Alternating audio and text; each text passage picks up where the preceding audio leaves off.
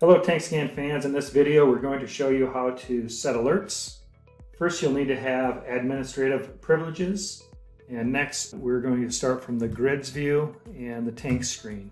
So from here you can go into and expand on this rotating triangle into one of the tanks, and you can select the provision tab, and you can select one of your reading keys. In our case we'll select %full, and you can select under the alerts column, in our case yes, and I can see the alert page that I can use to set up my alert.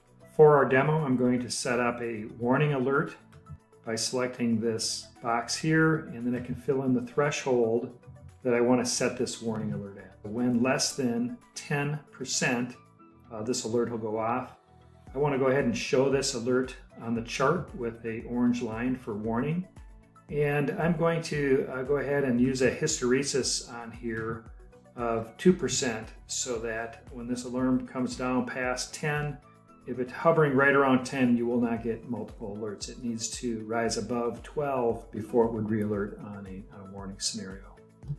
And with that, that completes this. You can just hit the save button and you can see the save completed. You can close this window down, and if I go ahead and refresh this view, when I come in to look at my trend for %full, I will see my minor alert and my new added warning alert showing up on the chart.